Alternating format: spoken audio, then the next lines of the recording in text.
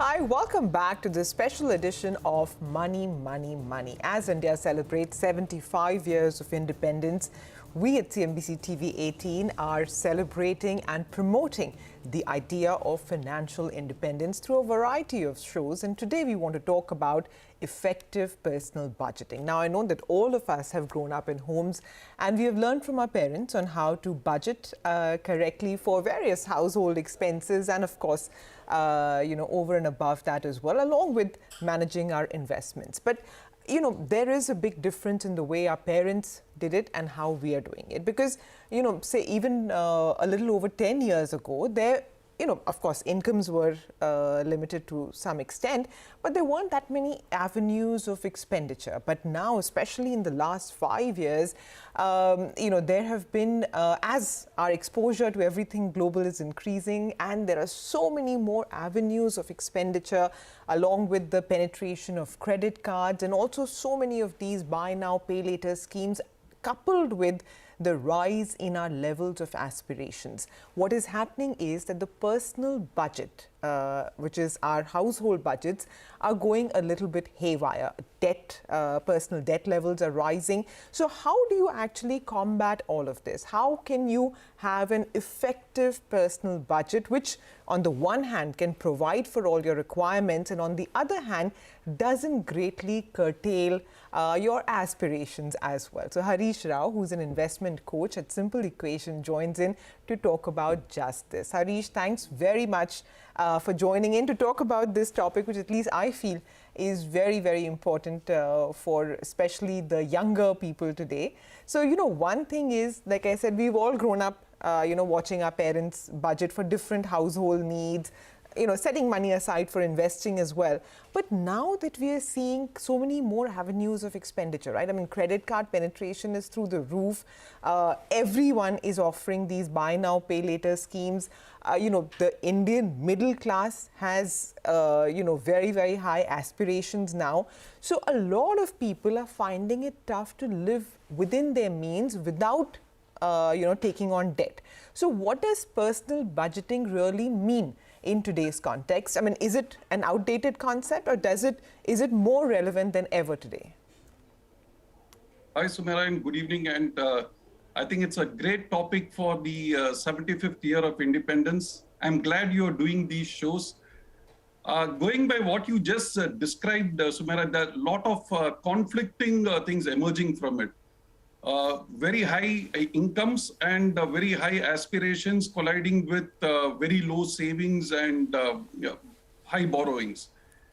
Going back to what you said, I think our parents are our best role models for life values, especially on things concerning consumption, budgeting, and prioritization. If someone has parents who are extremely emotionally balanced and disciplined, they are indeed very, very fortunate.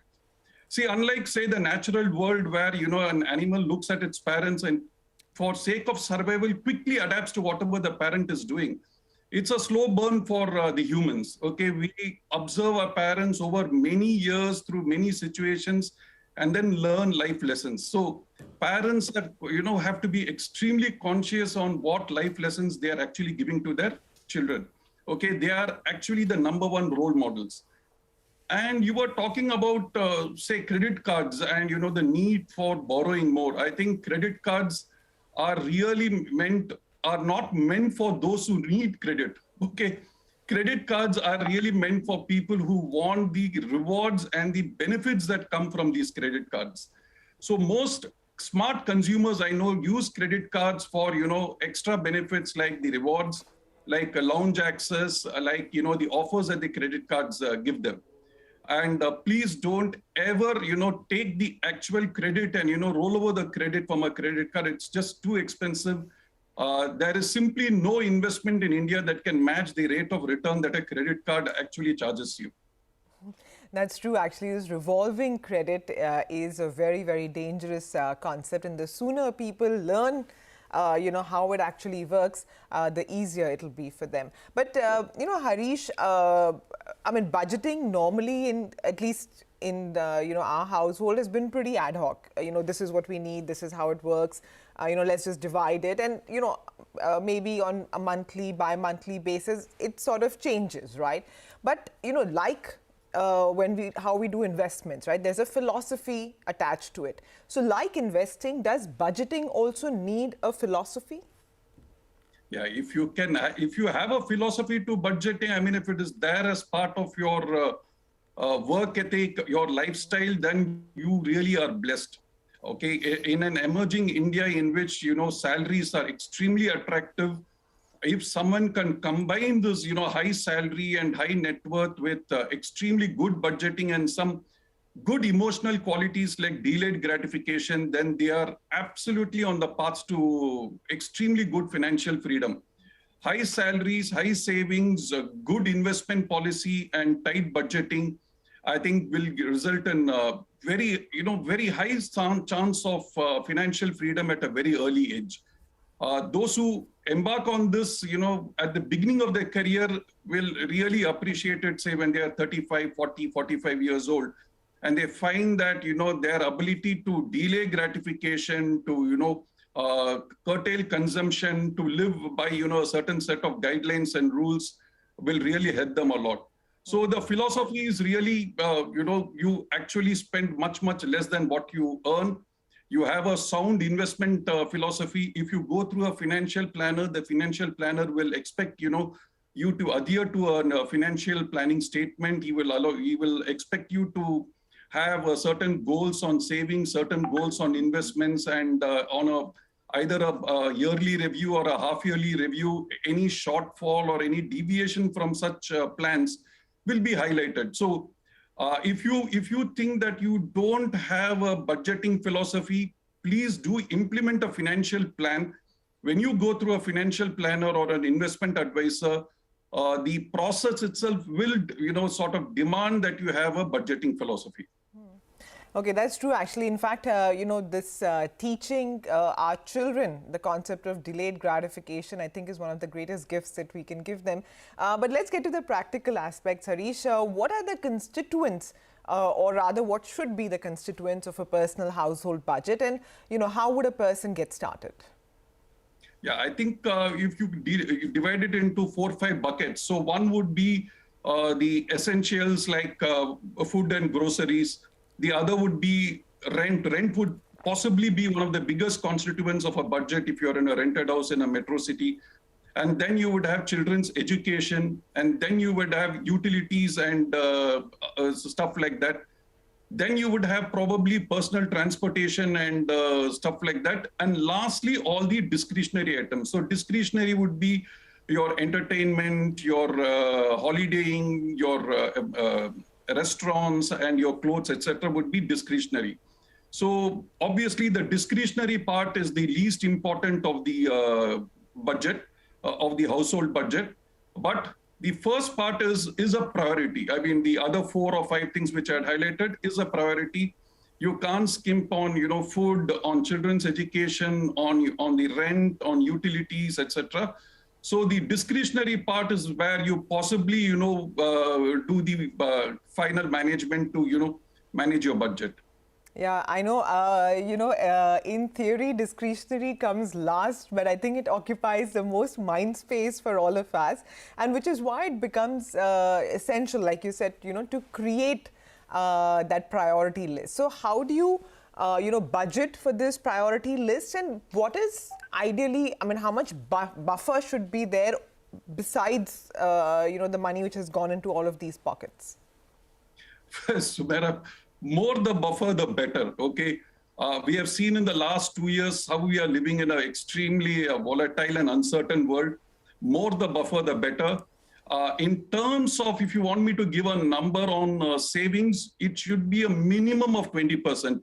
Though many of my friends in their discussions, many of the investment advisors I meet say that, Indians can save as much as, say, 50%. In a double income, high earning household, there could be 50%, 60% savings also. It may sound absurd, but I know of champions who have actually done this.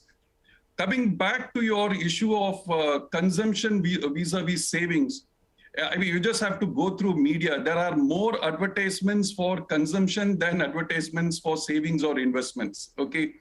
And coupled with social media and the Instagram generation, it is actually quite tough for a millennial to be, quite ascetic in his thinking or in her thinking that, she could delay gratification forever and then, adopt a very, very moderate lifestyle when most of her peers or many of the people in her peer group are, spending well and, living well and, having this YOLO philosophy. So if you're going to have the YOLO philosophy, then my best wishes.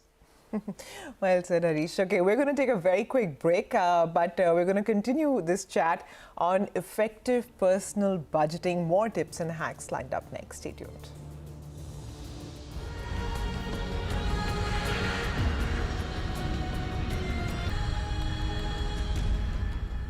Hi, welcome back. You're watching Money, Money, Money. With us is Harish Rao, who's an investment coach at Simple Equation. And today we're talking about effective personal budgeting. So we've spoken a bit about, what constitutes a personal budget and how do you sort of get started. But, Harish, how do you account for something like, a variable income or variable expenses? Because, a lot more people now are in freelance work today, so they may of course, find it tough to get loans because they don't have that consistent salary statements, etc. As well, they can have sudden expenses. So how can their budget reflect these sort of realities?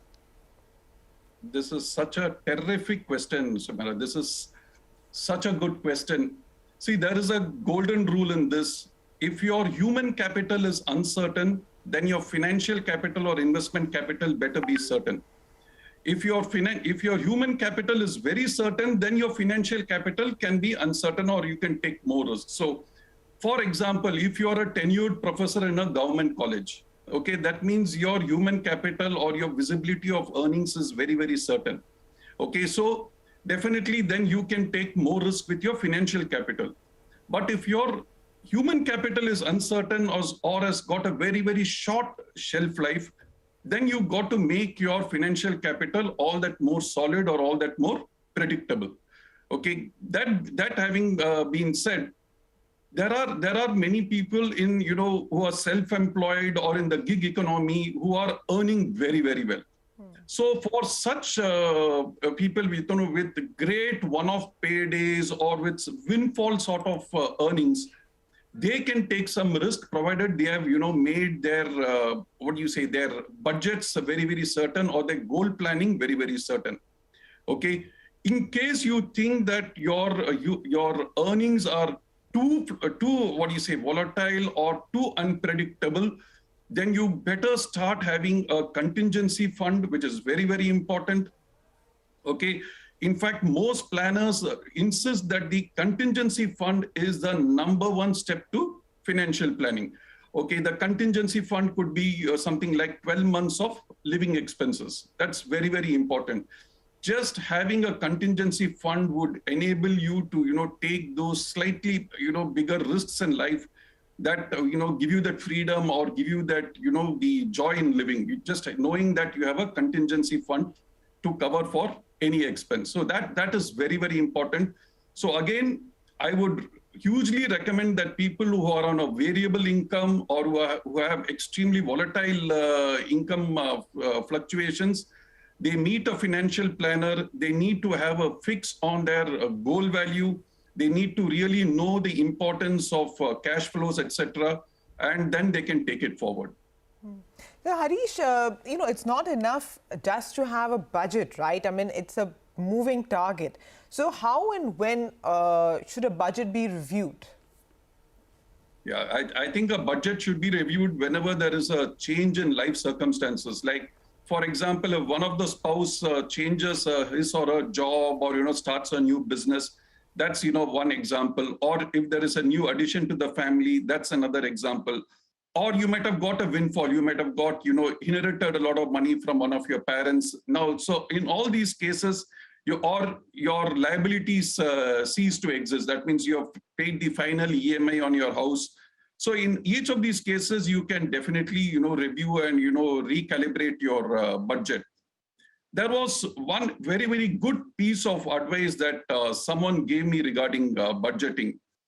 A really good way of keeping a budget is to have two separate bank accounts. One bank account is for your consumption and your expenses, and the other bank account is for your investments. Okay. Under no circumstances can your investment bank accounts ever be used for consumption or expenses. So this by itself, ring fences, both the accounts, the investment account as well as the consumption or expense account. So that part of the philosophy should be non-negotiable, Sumera. That's I think is a great idea. Yeah, absolutely. And, that's a question that even I've been asking, that some very, very important goals likewise should have their own portfolio, so that that temptation to sort of dip in is just, magically removed, so to say. But Harish, you shared an absolutely fantastic piece of advice. So let me lean in on your experience a little bit more. Any other practical budgeting tips that you can talk about?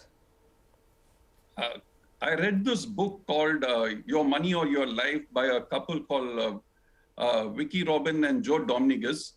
Now, this was a book that reached the New York Times bestseller list. And this book became extremely popular after the 2008 global financial crisis. This book has got, a very alluring chapter called 100 Ways to Save Money. And any guess on what's the number one way to save money? The authors say the number one method to save money is stop trying to impress others. Okay. The moment we stop trying to impress others, we will get, a separate wind in our wings, to embrace budgeting, to, look at frugality as something that's very, very essential and, which will contribute to our long-term fulfillment and freedom. So I think that's a good thing to, take out at the end of this program, Sumera. Let's stop trying to impress others.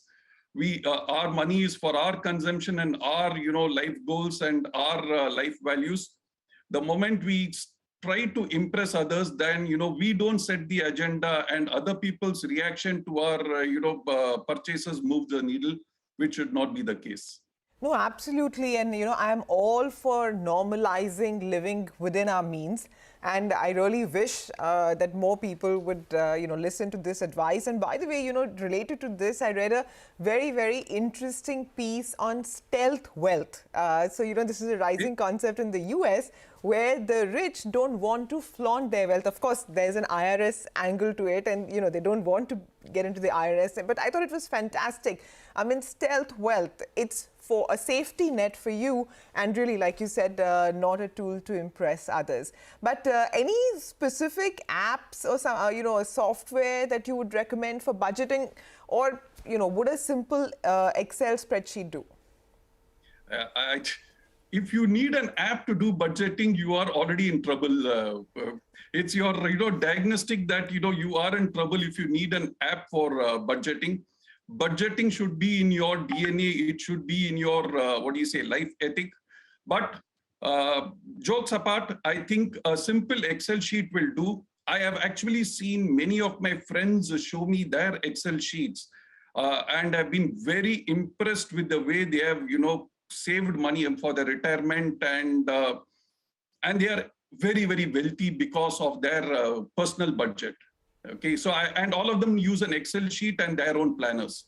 So which I think shows that if you can combine very simple tools like an Excel sheet with strong commitment to saving and long-term investment, you're on the ticket to good financial freedom.